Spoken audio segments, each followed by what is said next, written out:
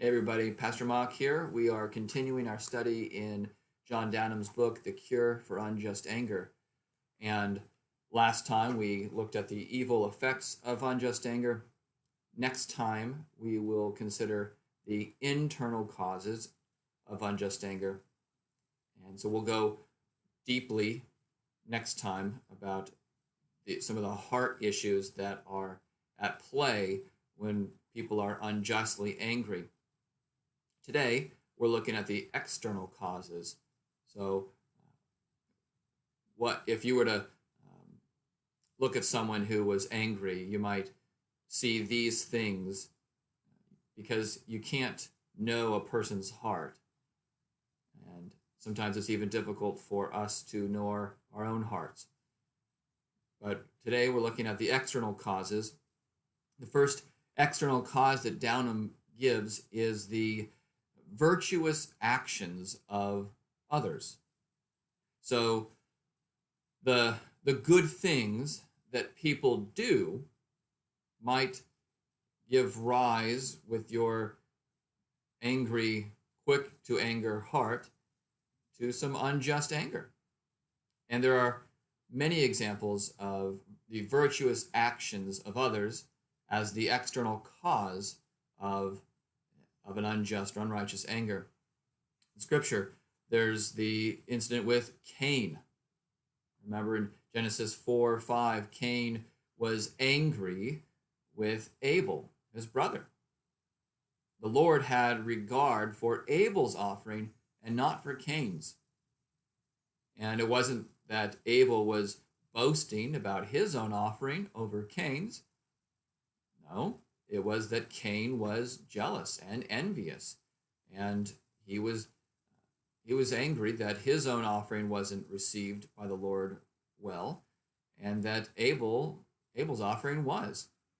And that is the external cause that incited Cain to murder Abel. Saul, in 1 Samuel 20, verse 30, when he is angry at his son Jonathan. And he's angry at his son Jonathan because Jonathan preferred David to Saul.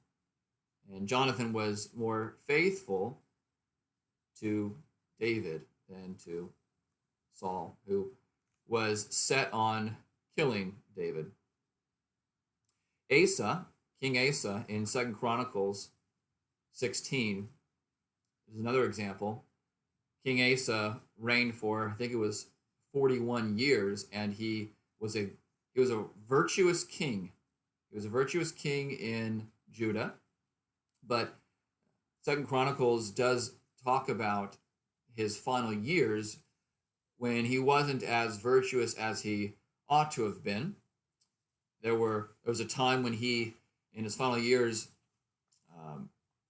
was dependent not so much on the Lord as on the Syrian king. And because of that, there was a seer, Hanani, who rebuked King Asa for his reliance not on the Lord, but on the Syrian king. And King Asa, unjustly angry, then punishes and imprisons Hanani, this prophet. He responds unjustly to that virtuous action of Hanani. It was right for Hanani to rebuke Asa for not depending on the Lord. Another instance is King Nebuchadnezzar in Daniel chapter 3, verse 13. He is unjustly angry at the righteousness of Shadrach, Meshach, and Abednego. And then another instance is the Jews in Luke chapter 4, verse 28. Christ had just given them a sermon rebuking them and talking about God's plan to give the gospel, and using the incident with the Gentile, that the Lord in Elijah's day went to a Gentile widow and not to the Israelites, because the Israelites had turned away from God. And that really upset the Israelites, the Jewish people in Jesus' day. And so they were unjustly angry at the righteous and good Jesus Christ. So the good of someone might be the external cause of our unjust anger. Another instance, or another external cause, is the imaginary offense. Sometimes we perceive an injustice when in reality there isn't one. We make some offense up. And Downham offers one example with Eliab in 1 Samuel 17, verse 28. Now, this is the chapter of the David and Goliath story. And we know David was trusting in the Lord, and he knew that God could vanquish the Philistine, Goliath, because Philistine, Goliath, was going up against God's people. And David, contrary to everyone then, and even King Saul at the time, thought that the Lord had power even over this mighty foe. And he gets to the battle, and Eliab, it says in 1 Samuel 17:28, now Eliab, his eldest brother, heard when he spoke to the men, and Eliab's anger was kindled against David. And he said, why have you come down? And with whom have you left those few sheep in the wilderness? I know your presumption and the evil of your heart, for you have come down to see the battle. So Eliab is upset at David, his younger brother, for something that David really didn't do. And there wasn't an evil in David's heart. David's heart was Godward. He loved the Lord, and he thought that the Lord could conquer the Philistine, and could rescue these terrified Israelites. So Eliab was unjustly angry. Now, I want to read about a page of Downham with this section, Imaginary Offenses. He says that this is the most common cause of anger in these days. So listen to this. It's a very important piece in the book. I know it's a little longer, but it is well worth the read and attention. So he says, this is the most common cause of anger in these days, for lack of love causes people to assume the worst of others. Then they grow angry upon their false perceptions. A perceived injury that does not actually matching up with a real offense. This is because they don't have love for others, or not believing all things and hoping all things. He says, he gives examples. A man is angry because he waves at his neighbor, but his neighbor doesn't wave in return. Perhaps he didn't see him, or at least was preoccupied and didn't observe him. Another person is offended when her friend laughs, assuming that her friend is making fun of her. Still another grows sad by imagining that his acquaintances despise him. In a word, the causes of unjust anger are as innumerable as people's suspicions. Just those examples right there are even just relevant to us today. We say hi to somebody, and they might not hear it and say, "Oh, I guess they're just trying to avoid us." Maybe they have their earbuds in and they don't hear you. They're not purposely trying to offend you.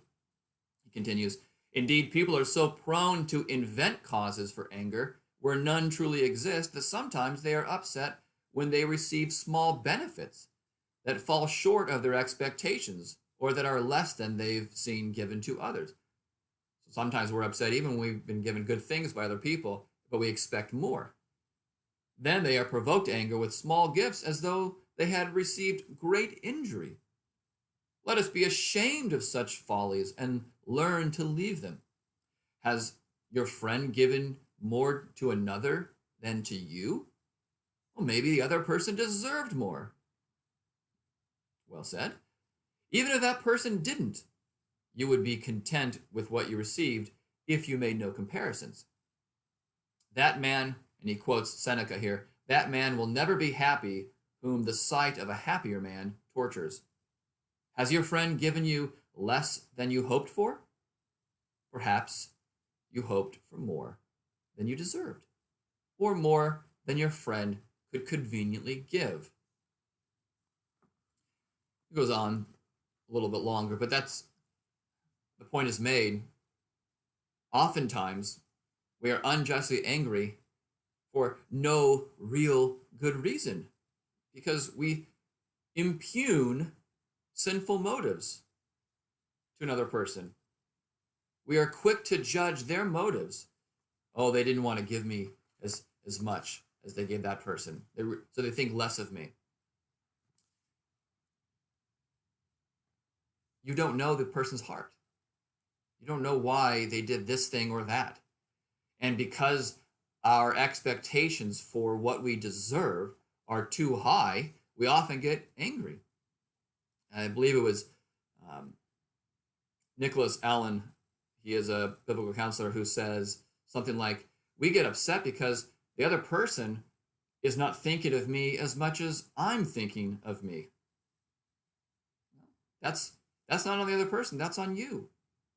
That's a false expectation. That's an imaginary offense.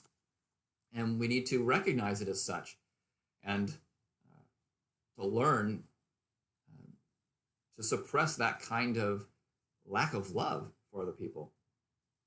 And speaking of lack of love, the third external cause would be small offenses. Remember, we talked about a righteous anger would be given to a serious and just cause. And so if we are so offended by small offenses, these trifles, then we should expect a quickness to unrighteous anger. Remember Proverbs 10:12 and 1 Corinthians 13:7 and 1 Peter 4:8. These all encourage us to have love for others, that love covers a multitude of sins. We should be patient and we should bear all things. We shouldn't be so quick to impugn motives. And so ask yourselves some questions. Do you get envious? Do you get angry when people are doing good?